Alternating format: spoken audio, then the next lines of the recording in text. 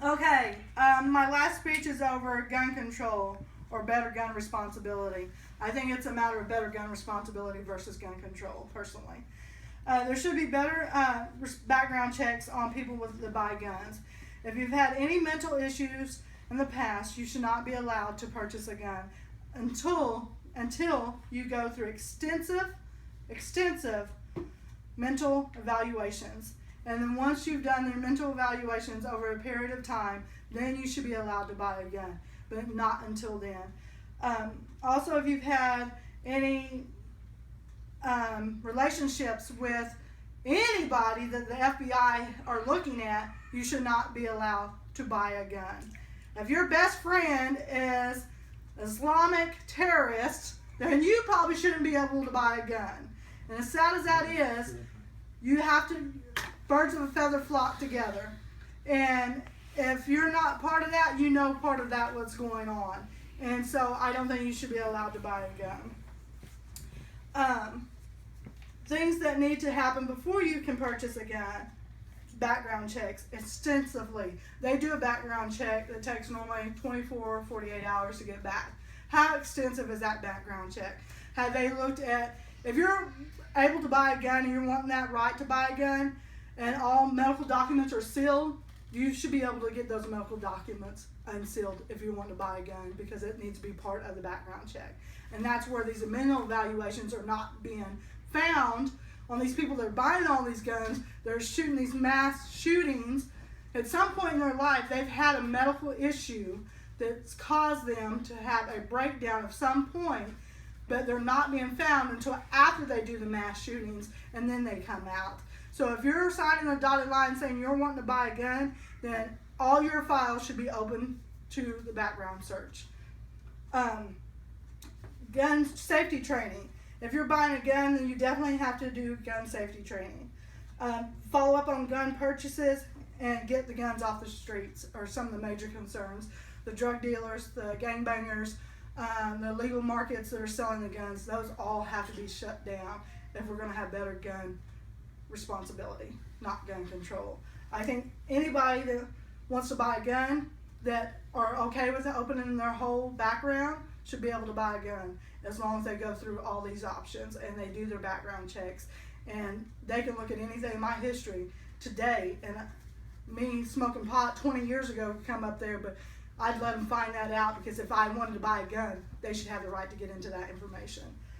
The NRA wants to sell the guns, which they should be able to, but someone has to step up and take better control or better responsibility for the actual guns themselves.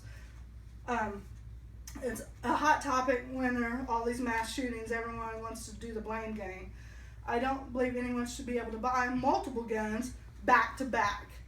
I don't believe anyone should be able to go into a store or order online different guns and all this ammunition.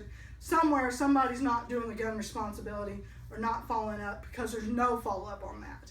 You can buy one gun, but you can go buy 100 rounds of ammunition, and they don't know that, because it's not all being documented. Because you can go through the internet, you can go through different gun shops, the black market. There's all kinds of ways for them to get this material, and all that needs to be grouped together and be documented. Definitely, everyone is responsible to keep guns away from children.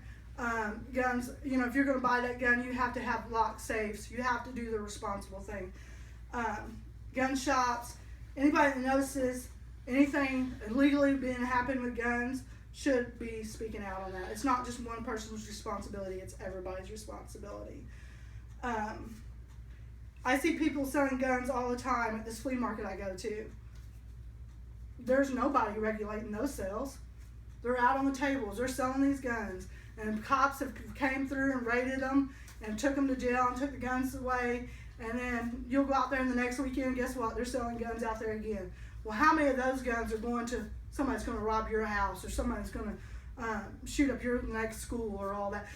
No, but there's no control. So as an individual, as people, we need to be making sure that we're doing our part, and we're seeing those things happen, and report those to the police.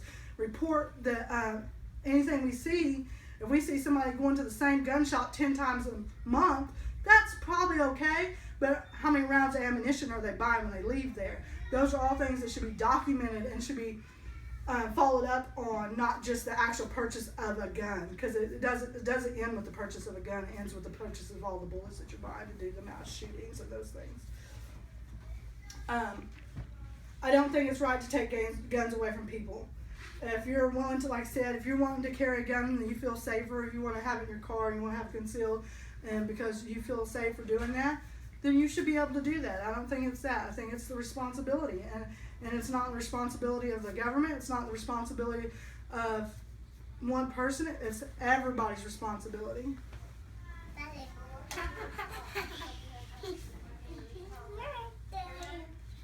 It's about gun accountability. Accountability in yourself. It's accountability in the systems that are out there. And the responsibilities of those systems. And that's where the gun control needs to be. The children that are getting shot in all these school shootings and the ISIS organizations that are getting people here are getting guns and doing things. Bad people are going to find a way to get something, but we have to do everything in our power to make it stop. And the people on the streets that are selling guns, the people that are doing it illegally, the people that are getting caught, gangbangers, all this, there needs to be maximum sentences for these people, not they go to jail today and get out in 30 days. Because that's what a lot of times you'll see is that person was just in jail, or that person just served a sentence for killing one person, but now they're out doing these mass shootings. It's about gun accountability and responsibility as an individual, not just one person, but everybody.